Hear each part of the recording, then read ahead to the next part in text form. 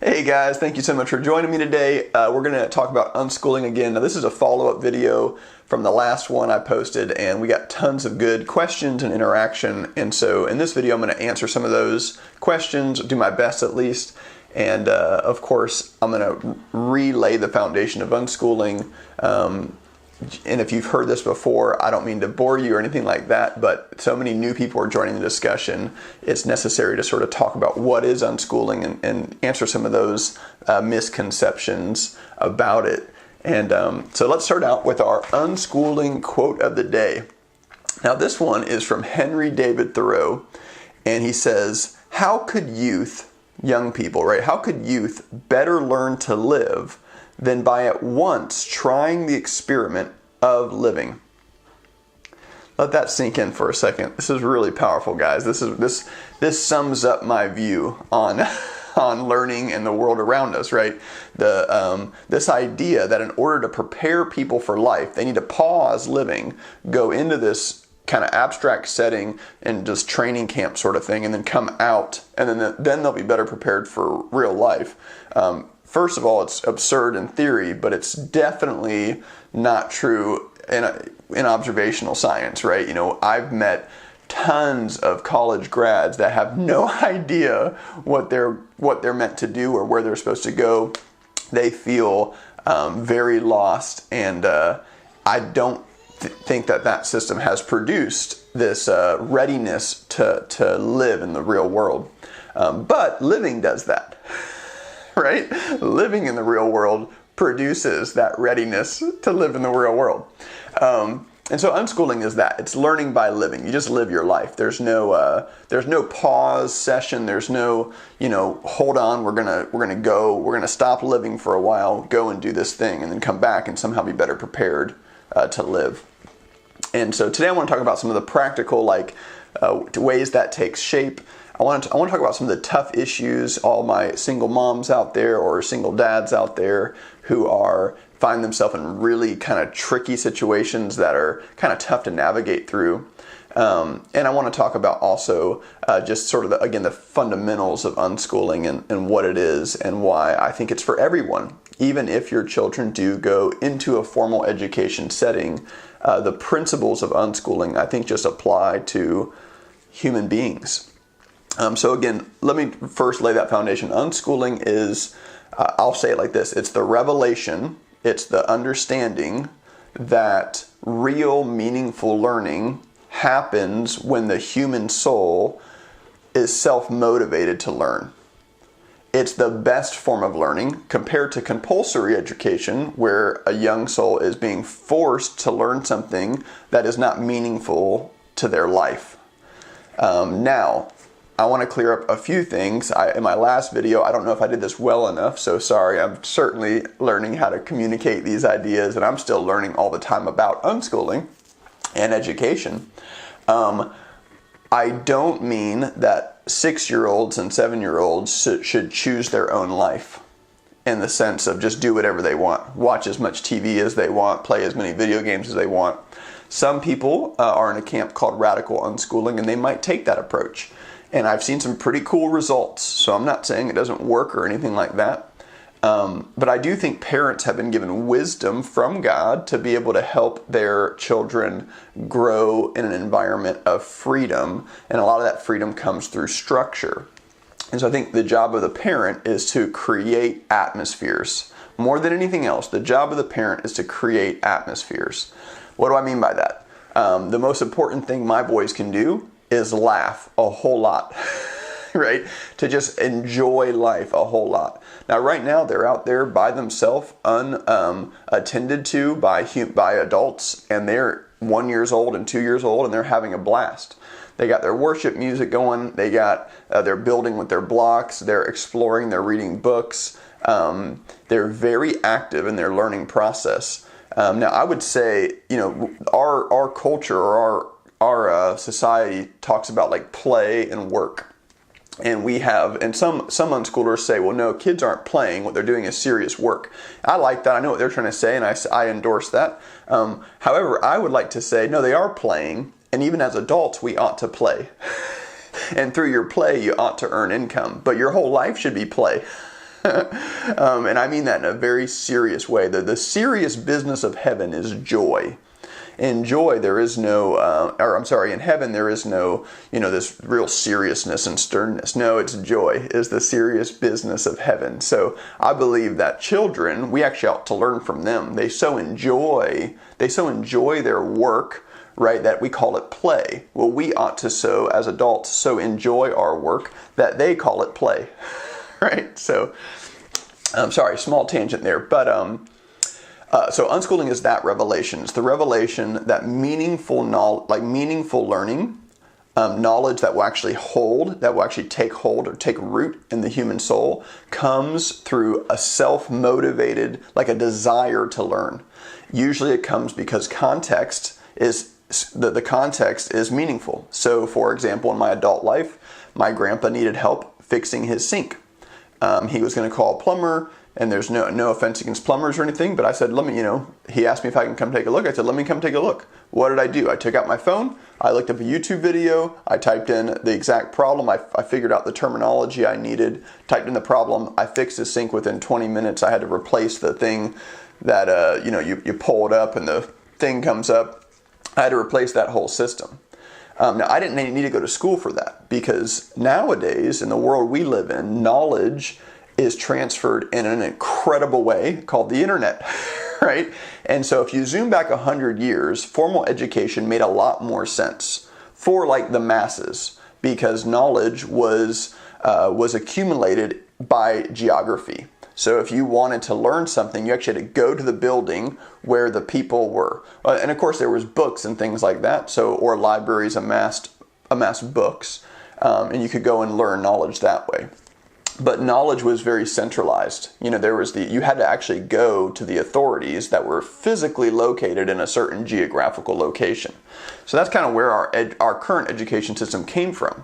However, is the landscape of the world still like that? No, it's not. If you want to learn, you take out your phone, you type, you go to YouTube University, and within minutes I'm learning how to fix the most complicated problems with my vehicle. I'm learning how to fix the most complicated problems with my washer and dryer, with fixing sinks. And so now I'm not saying everyone needs to go out and be plumbers now. That's not my point. Sometimes it's more economical, of course, to hire someone who's specialized and who has, I'm not saying that, your little search on YouTube replaces years of real experience out in the field or anything like that. What I'm saying is that if I did want to become an absolute professional plumber, I could do that without ever going to university. I could, through YouTube videos and through articles online and through courses online and through real life experience, I could become the best of the best in the plumbing world. And that is true of every discipline out there. So that is one huge shift that's happened in the last 40 years that we're still sort of figuring out what it means for the world. And of course, I would say the public education system is way behind in terms of adopting and learning from that. I've heard this a lot, and so again, if you're a public school teacher, no condemnation. I hope you're being challenged, but I'm certainly not meaning to bash you or anything like that. But I heard of public school teachers not letting their kids use things like Wikipedia, and I've even heard of that in private school settings. I think that is an insane reality. No, don't teach children that they have to go a long way to acquire knowledge. The fact that knowledge is readily available is a beautiful, amazing, amazing thing. Just expect higher quality papers from them, but don't make them like somehow there's more merit in learning something a harder way. No, if it's just been made more readily available, and of course there's a ton of data talking, that suggests Wikipedia is a lot more trustworthy and reliable than traditional encyclopedias because of the nature of how quickly they can change information that's wrong versus Britannica that prints an edition, and in order to correct a mistake, think about the cost that they have to incur. Sorry, another tangent, but this idea that somehow we want to fight the internet, we want to fight technology, and that we view it as a bad thing, I think is a big time mistake. The fact that knowledge is so readily available and easy to acquire is a beautiful gift. It's very, very cool, and it should definitely be a part of your unschooling life. When your kids say, "Oh, I want to learn about that," get out your cell phone, take out watch a YouTube video with them, then move on to that was maybe the first stage of learning. Now let's practice. Let's go buy some supplies. Let's go buy some materials. Let's see if we can do what we saw on the video. Learning can happen immediately nowadays, and so that's really a blessing. So that's the first thing I want to talk about is what is unschooling, right? And again, it's just that revelation that, hey, when the human being, and it's not just children, it's also adults, when the human being is self-motivated to learn, that learning is meaningful. Now, that process doesn't always have to be delight-driven. A lot of people are motivated by circumstances. A lot of people are self-motivated by unfavorable circumstances. And history has proven this has been a tremendously helpful thing. Now, I think there's a better way, but when you grow up in poor countries, if you go to the impoverished third world, they don't really have a lot of the same choices that we have here in the United States. But those circumstances, that environment, still creates a very powerful force of self-motivation in the actors, right, in the students, to learn and to develop.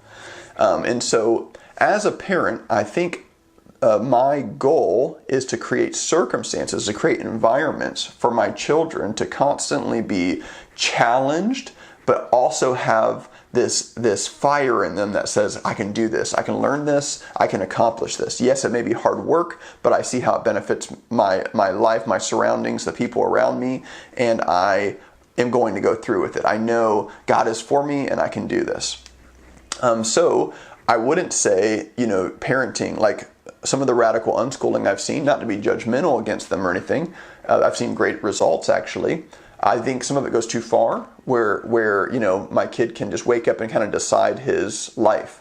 That's not how our home operates, right? My children have responsibility as they grow, because to me that's real life. Real life is, we don't live in a fantasy world. There really is real needs and things that need to get done. So my 2-year-old right now he helps us with lights, turning them on and off, doors, opening them, bringing us diapers for the 1-year-old. He has a lot of responsibilities. Now they're in the 2-year-old context, right? But he's constantly doing stuff for the household. And he loves responsibility, by the way. Children, when you equip them and empower them to do things, they love it. Here's what children don't love to do. They don't love to do things they know are meaningless. They don't like to do work that they know has no real impact on the world. However, if you put them to work on real meaningful projects, you will see them live up to your expectations, learn a tremendous amount, and actually love the process. The fact that we sit them down and make them write something that's or do some kind of project that doesn't benefit anyone in the real world, that is heartbreaking, because that's what they don't like. They don't like being a part of these games, of these facades. No human being does that. Think about you as an adult. Would you like to do that? If another adult sat you down and had you just waste time, basically, no, that would be extremely disrespectful. That would be unfathomable for an adult to put another adult through what we put our kids through. It's just very disrespectful to the human soul. And so when the children get old enough to understand what's going on around them, I think they really resent that system. In my experience, that's been the case. Now, some children do thrive in school settings. They really do internalize it, the journey. They embrace it, and they don't ever take it as wasting time. They almost view it as like just challenges that they need to get through. I've met tons of those kids too that really thrive in school settings. Just because some kids do thrive in that setting doesn't mean it's for everyone, but also it doesn't mean that they wouldn't also thrive in an unschooling setting. This is a misconception, right? That, I see some kids that really thrive in school. That doesn't mean that they wouldn't thrive in a different setting, right? It just means that they do, for whatever reason, overcome and thrive in that setting. It doesn't mean that we should still continue to just waste their time with stuff that's not benefiting the real world, right? That's not the conclusion you get from that. Some people are positive even in the concentration camps, right? They're positive, they're joyful, they look to God for their source, and then therefore what man does to them, they can do it with a smile, even if they're literally being killed. It doesn't mean that the concentration camp's good. It just means that some people have discovered maybe a secret to overcoming even in those situations. It doesn't mean that we ought to create those situations purposely over and over again for other people. Right? It means that some people just have learned the secret to overcoming in those situations. Praise God for that, right? But it doesn't mean we should keep replicating that system. Okay, so there's a little bit about unschooling, like what it is versus maybe a public school setting. So, and then I put some little nuggets in there that I think are really, really important, which is have your children do meaningful work for real people in the real world. Even if their tasks start out really small, they will really, it builds dignity and character, and they'll really enjoy the work because it's having a real world impact. It's visibly benefiting someone else. And man, that's a joy. When you do things that visibly benefit other people, it's like you derive life from that. You derive motivation from that. It's extremely gratifying, right? It's very satisfying. And so when we don't do that, when we put our children in this context where all of the stuff they're doing all day long doesn't benefit anyone, that is, I think, really harmful for them. It dishonors them. It's wasting their time, and we're not even apologetic about it. Now, I've heard a lot of parents and teachers that are apologetic about it, but they still send their kids to that system. It seems weird to me. They say, I know what you're doing is basically meaningless, but you just got to do it for this time period. I feel like that's a wrong belief that needs to change. So now that gets me to my next subject, transitioning to unschooling. Okay, this is a big one, guys. And so I know, I'm sorry it took me 17 minutes to get here for those of you who are wanting to hear the answer to this question. First, let me deal with the hard cases, the single moms, the single dads who work a full-time job to support little ones, and they really don't feel like they have another option. Maybe they're not near family. Maybe they just feel like they don't have an option. Well, if you are near family, send them to family. Your grandma's going to love them and care for them a lot better than anybody else, right? Don't feel like they need to do things that they need to learn at a certain rate. Don't feel like that. Just take the pressure off. When you start the real experiment called living, then just think about what you do in life. Well, you get things done around the house. You manage your household.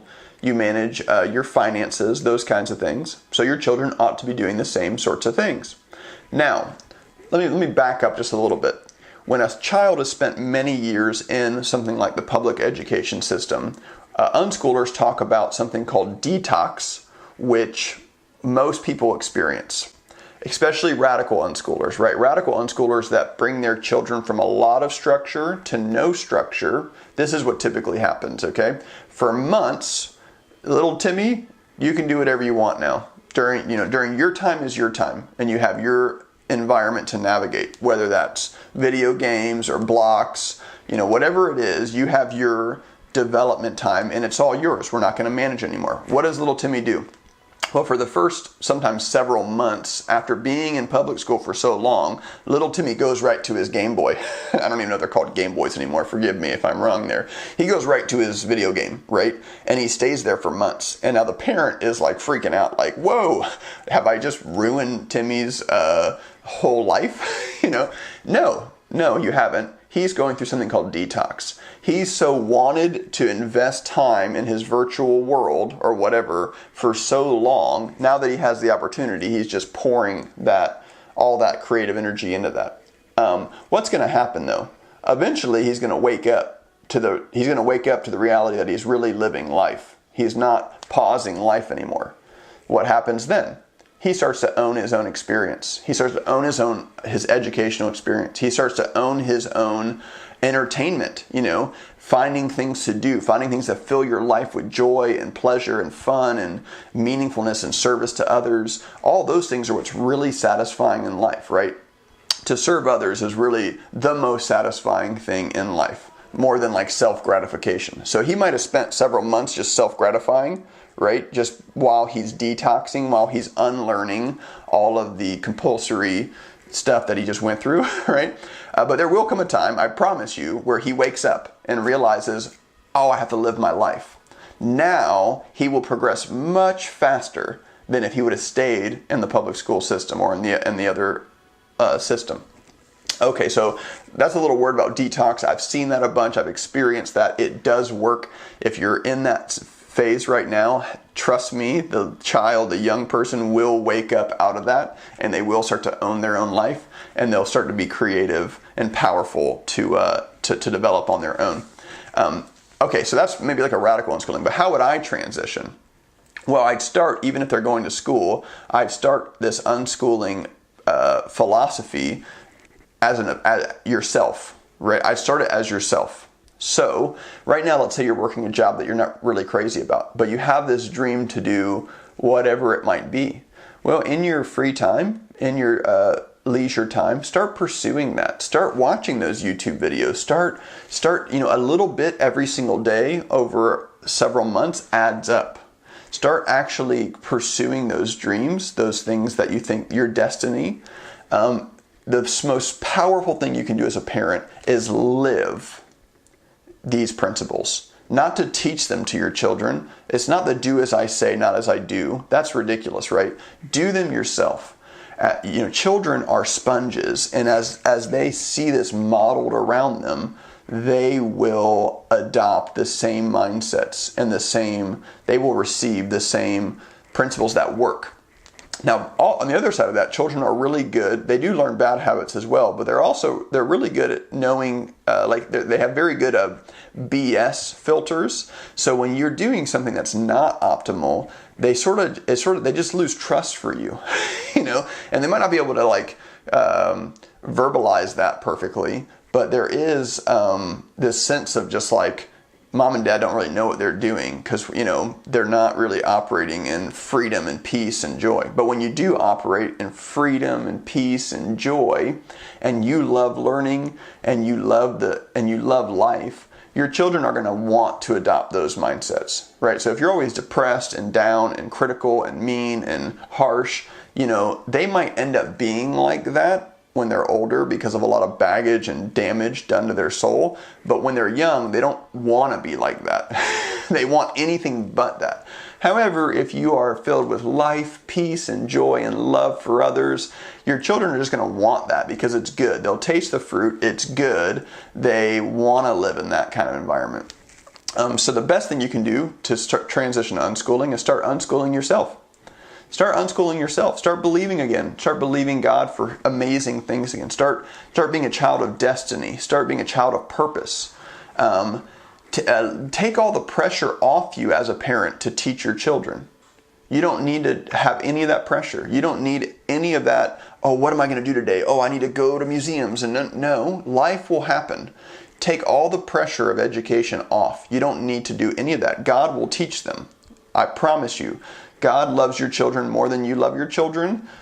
He will teach them. What you need to do is create an atmosphere of peace and rest. We call it an atmosphere of grace, right? God's unmerited favor that He's going to provide more than the birds of the air and the lilies of the field. He's going to provide for us. We never have to worry again or stress again. We can just rest and enjoy His glory every day.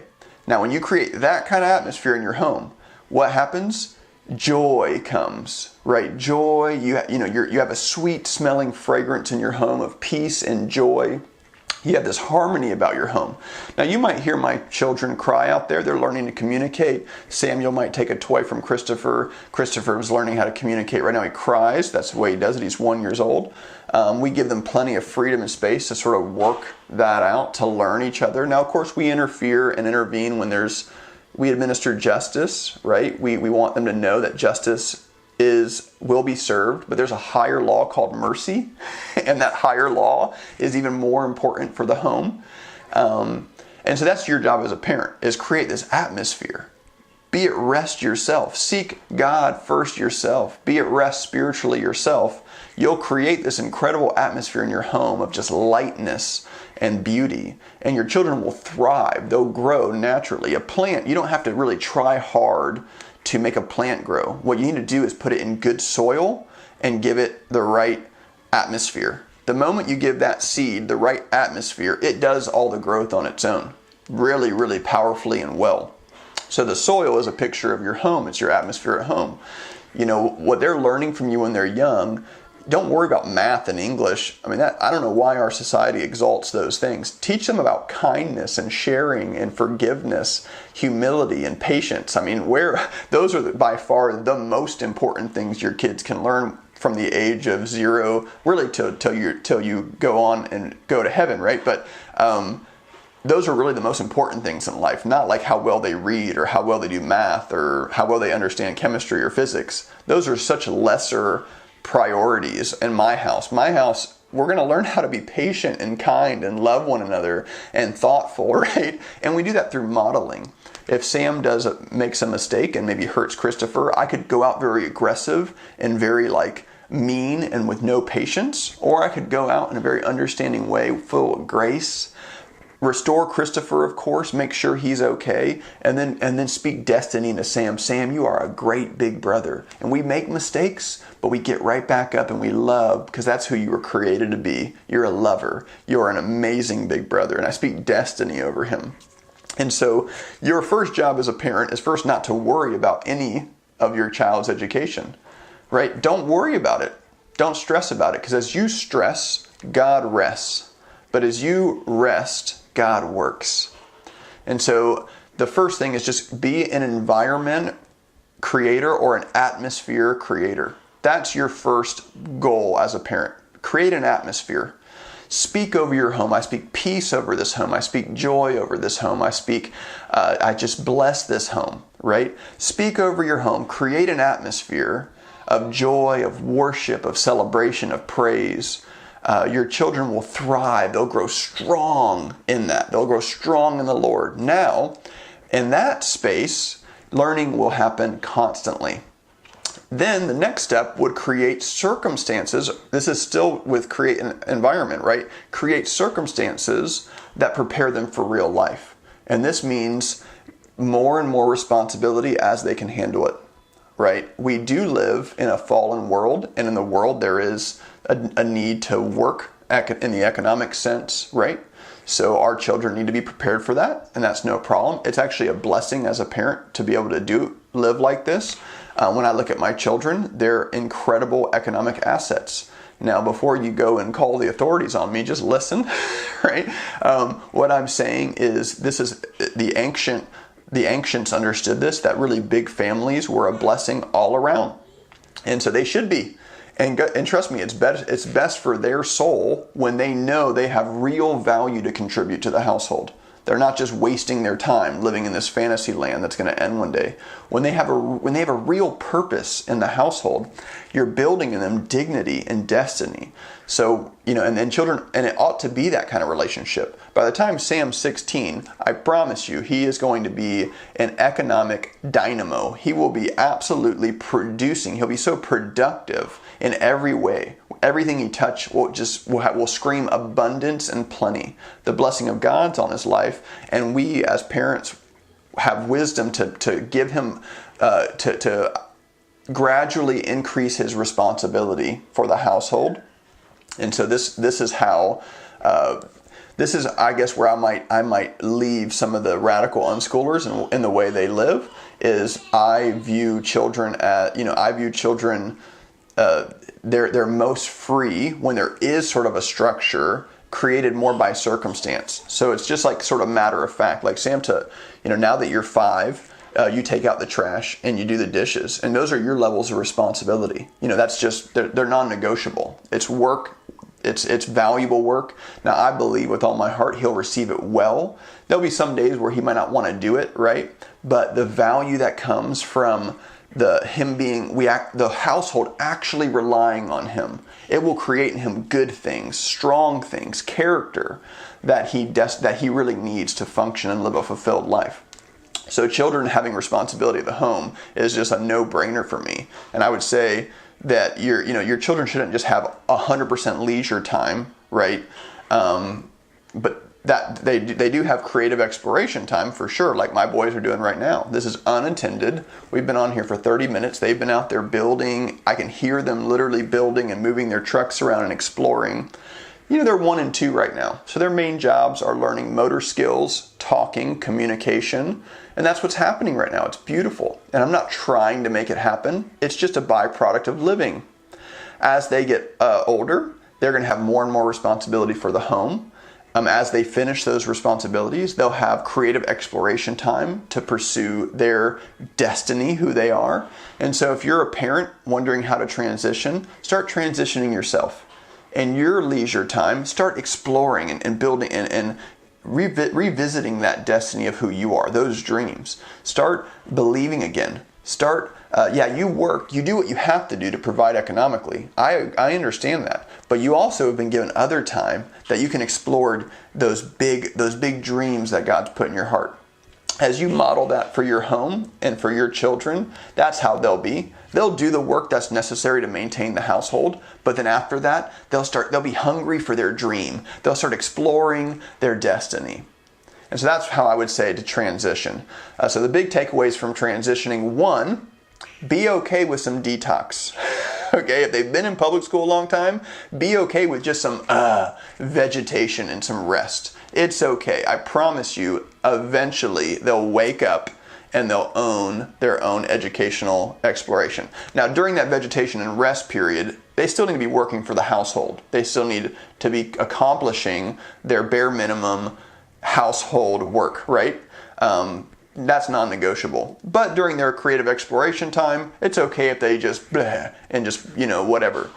Now, I personally don't give them certain freedoms that I think are unhealthy. So my children, we do watch movies and TV. We love them. I make movies and I make TV, so I want that to be a part of their world. I think it's a real blessing. But I don't just keep the TV on all day long, because it's very, and not because I'm so anti-TV or something, it's just very passive education. They're not very active. They just sit and they watch. That's important for sometimes, right? But I really also want them to explore and to be active in their education. So in some ways, I limit their freedom intentionally to, again, create that atmosphere, that environment that's really healthy for their development. So the one takeaway, again, was detox is okay. If they go through it, it's okay. You can limit their circumstances in a way that that it's not harmful. If they're just going to sit around and watch TV all day, maybe just don't let them. Just don't have that option. You pay the TV bill, they don't. If they want to start paying the TV bill and watch TV all day, maybe you can have some fun with like that kind of lesson. And then the next thing I would say, sorry, just got a text message from my buddy. The next thing I would say is start unschooling yourself. Be an atmosphere creator. That's your job as a parent. Create atmospheres. Start speaking over your home. Pray for your children. It doesn't have to be crazy, long, religious prayers. Father, thank you that you're blessing my children. I speak life over them. I speak grace over them. I speak great energy over them. And just see what happens. As you let go and let God work, your children will thrive. They'll prosper in that environment. So be an atmosphere creator. Those would be my 2 suggestions to transitioning. Be okay with some detox and be an atmosphere creator. Trust that God will be working behind the scenes as you're resting. That's been my experience. Well, guys, so thankful that you joined me. If you made it all the way to the 34th minute here, I am impressed. I'm sorry if I do ramble a bit. This is all, it's new for me to even talk about these things. I work for a private school, but that private school is such a good picture of a sort of an unschooling philosophy. I would say the children, for the most part, really want to be there and enjoy their learning. So again, unschooling doesn't mean anti-formal education. That's not what it means. It means we understand that humans learn best when they're self-motivated to learn.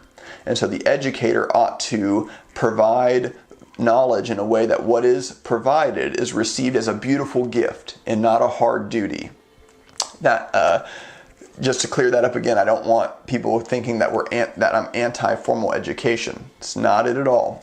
It's just the understanding again that when you want to learn something and you're self-motivated, that knowledge will have a hold on your soul. Hope this blessed you guys, and can't wait to see your questions and your comments. Please let me know what you're doing. Some people really had some cool testimonies to share about unschooling and how they've homeschooled or they've unschooled.